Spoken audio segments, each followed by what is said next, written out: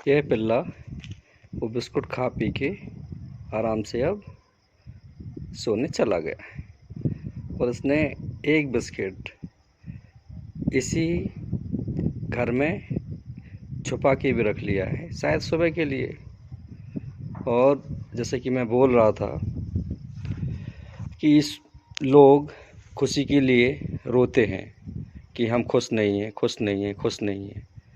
लेकिन खुशी पाने का एक ही तरीका है कि आप खुशियाँ बाँटें, क्योंकि अगर आप किसी को खुश रखेंगे तो ईश्वर आपको खुश रखेगा।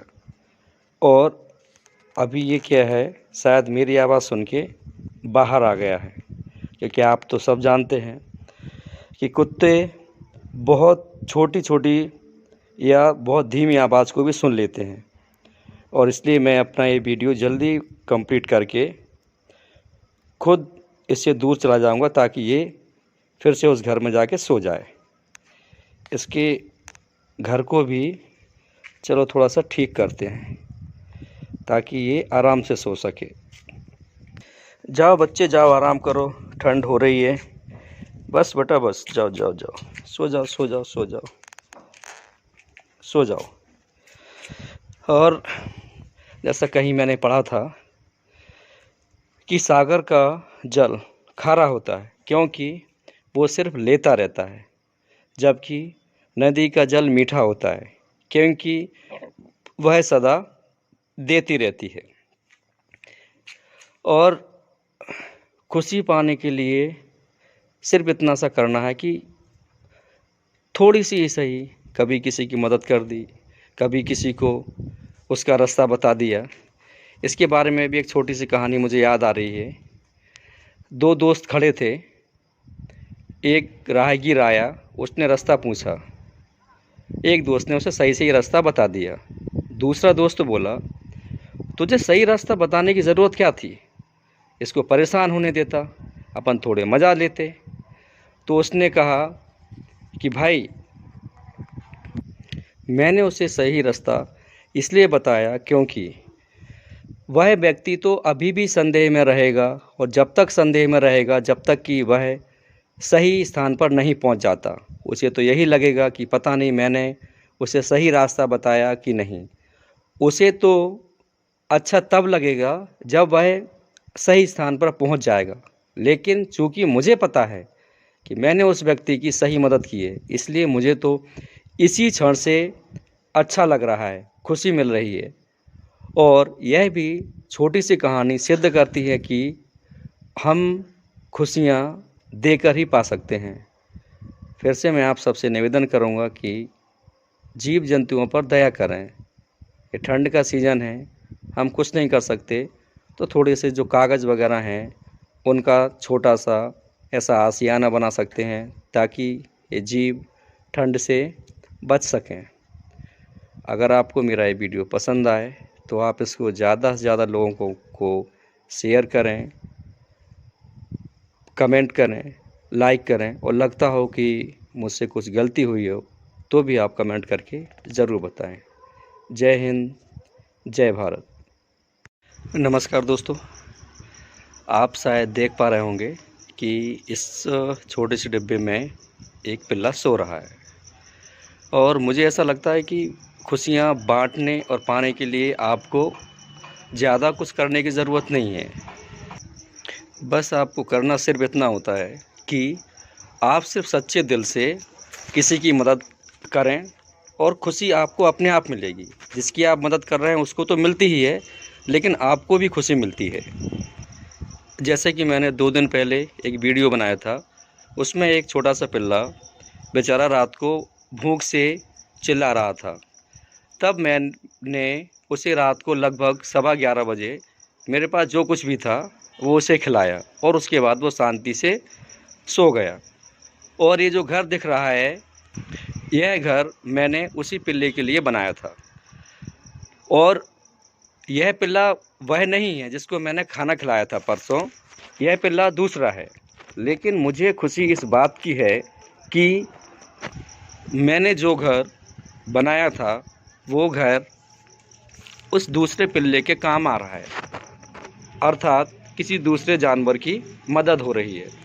लोग बोलते हैं कि जानवर गंदगी फैलाते हैं, लैट्रिन करते हैं, टट्टी करते हैं, लेकिन आप यकीन मानिए कि आज तीसरा दिन है, यह पिल्ला आता है, रात बिताता है और यहाँ से चला जाता है।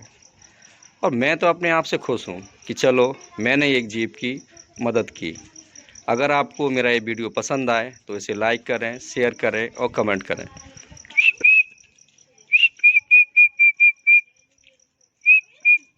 दिख गया दोस्तों आपको? सो जा बेटा, सो जा। गुड नाइट बच्चे, गुड नाइट।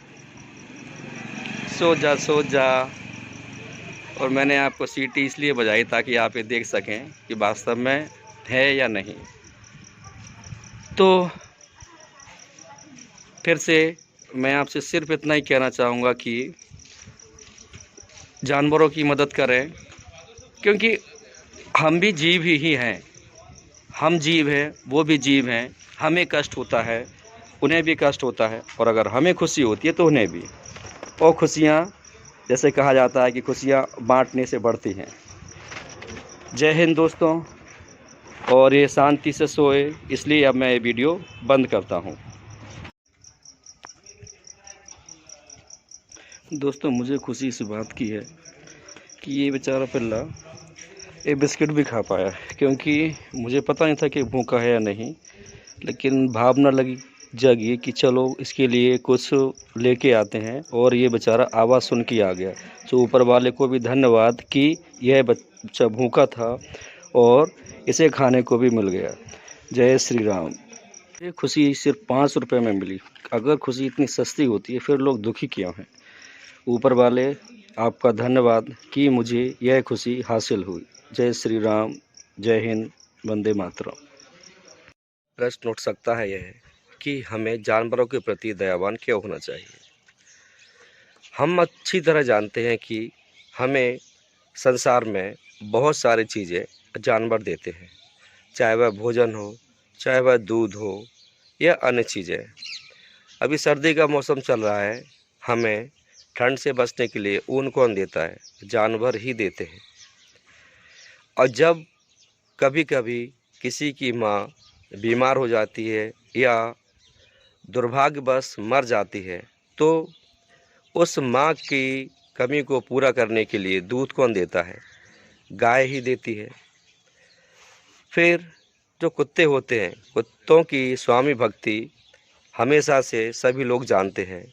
और स्वामी भक्ति का एक नमूना अगर किसी को देखना हो तो गुजरात में पाटन नामक एक स्थान है, वहाँ पर एक कुत्ते का मंदिर बना हुआ है। और वह मंदिर सिर्फ इसलिए बना है क्योंकि उस कुत्ते ने अपनी स्वामी भक्ति ऐसे प्रदर्शित की थी कि स्वामी खुद नहीं समझ पाया कि यह कुत्ता मेरे साथ वफादारी कर रहा है या फिर गद्दारी कर रहा है। लेकिन जब समझ में आता है उस मालिक को, तब वह मालिक बहुत दुखी होता है, क्योंकि तब तक वह मालिक उस कुत्ते को मार चुका था। इसी प्रकार महारानी लक्ष्मीबाई के वफादार घोड़े के बारे में भी हम सभी जानते हैं कि उस घोड़े के रहते हुए महारानी को कभी भी अंग्रेज छू भी ना पाए थे। महाराणा प्रताप के चेतक घोड़े के बारे में भी हम सबको अच्छी तरह ज्ञात है कि उस घोड़े के रहते हुए महाराणा प्रताप कई बार दुश्मनों के जाल से बचे। इस प्रकार हमें कई ऐसे उदाहरण मिल जाएंगे जो बार बार सिद्ध करते हैं कि जानवर बहुत ही वफादार होते हैं। इसलिए मैं आप सबसे एक ही निवेदन करूंगा कि जानवरों के प्रति दया भाव ज़रूर रखें। जैसा कि आपने इस वीडियो में देखा है कि मैंने कुछ भी नहीं किया। एक डब्बा जो खाली पड़ा था, मैंने उसमें अपने एक पुराने से पैंट को उपयोग किया और उस छोटे से पिल्ले का वो आशियाना बन गया, घर बन गया। वो बेचारा वहीं आकर अपनी ठंड बचा लेता है। और अगर हम किसी की मदद करते हैं तो आप यकीन मानिए कि ईश्वर भी आपकी मदद ज़रूर करेगा। अगर आपको मेरी बातें अच्छी लगी हों, पसंद आई हों, तो आप लाइक करें, शेयर करें और कमेंट करें। और अगर आप मुझसे उस वफ़ादार कुत्ते की कहानी जानना चाहते हैं तो कमेंट करके बताएं। जय हिंद, जय भारत।